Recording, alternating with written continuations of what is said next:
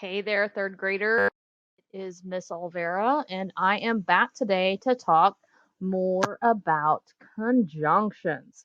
Okay, so yesterday we learned about coordinating conjunctions, and there are 7 of them, right? For, and, nor, but, or, yet, or, and the word so. And those are used to join things of equal importance, okay? And that was kind of what we focused on yesterday was joining independent clauses or simple sentences to make compound sentences. Okay, well, today we are going to talk about another kind of conjunction. We are going to talk about the subordinating conjunction. Now, the subordinating conjunction is going to join things that are of not equal importance. So why it was important that we were talking yesterday about how they had to be equally important, okay? So, subordinating conjunctions join a dependent clause and an independent clause. So, that dependent clause is not quite as important as that independent clause. It's going to cause us to ask some questions. It's not going to give us enough information. Okay, so don't worry. That sounds way more confusing than it actually is. So, here's some little tips for us. An independent clause can stand alone as a simple sentence. So here's an example. I got in big trouble. We have a subject, we have a verb. It makes complete sense to just leave it there on its own, right? Now, a dependent clause cannot stand alone, even though it has a subject and a predicate. So here is an example. When my parents discovered the broken window. All right, we do have a subject, my parents. We do have a verb, discovered. Um, but it doesn't make sense by itself. When my parents discovered the broken window, I'm like, well, what happened when your parents discovered the broken window? So a lot of times when you have a dependent clause, it leaves you asking questions. But I can put a dependent clause with an independent clause to make a new type of sentence. And it's actually going to be called a complex sentence. So here is my complex sentence when I put these two clauses together. I got in big trouble when my parents discovered the broken window. So, why did we get in big trouble? His parents discovered that broken window. So, those two things go together. So, here's a trick for remembering the difference between an independent clause and a dependent clause. You've got a friend there who's like standing up nice and tall and straight, and then you have another friend who's kind of like limping along. She's helping them. Okay. So, an independent clause is a sentence that can stand by itself. It doesn't need any help. Okay, so you're the strong big friend that's taking the other friend to the nurse. Okay, there it is. There she is. A dependent clause is not a sentence that can stand by itself. It depends on the independent clause to help it be a part of the complete sentence. Okay, so it needs a buddy.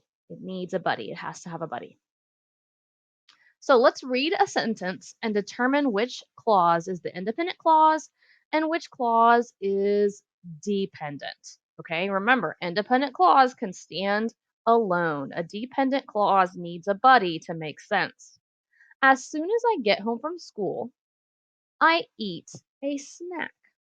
So which part is the dependent clause? As soon as I get home from school. It needs a buddy. That doesn't make sense. I'm thinking as soon as I get home from school, what? Remember, a dependent clause is going to leave us asking questions. So that means the independent clause is I eat a snack.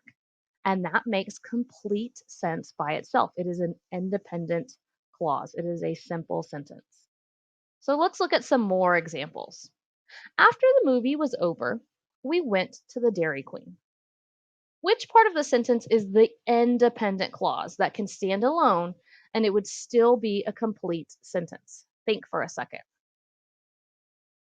Well, if you said we went to Dairy Queen, you are right. After the movie was over, that leaves me asking questions, right? So that's my dependent clause. And here it is. After the movie was over, we're talking what happened after the movie was over? I'm not sure.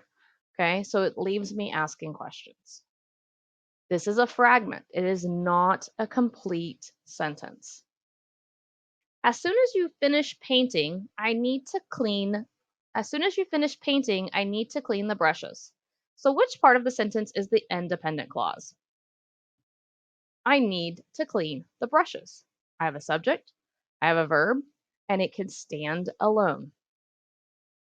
Which part of the sentence is the dependent clause? What leaves us asking more questions? Well, as soon as you finish painting. As soon as you finish painting, what? Have lunch? Clean brushes? Let it dry?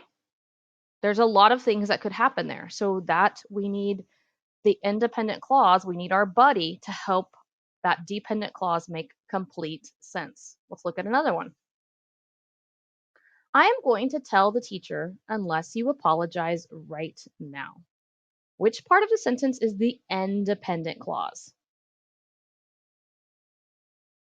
Well, I hope you said, I'm going to tell the teacher. It has a subject, it has a verb, and it can stand alone. So, which part of the sentence is the dependent clause? Well, the part that needs a buddy. Unless you apologize right now. Again, it leaves us asking more questions. Unless you apologize right now, what's going to happen? So we need a buddy to help us, to help that part of the sentence make complete sense. You need to finish your homework while I am cooking supper.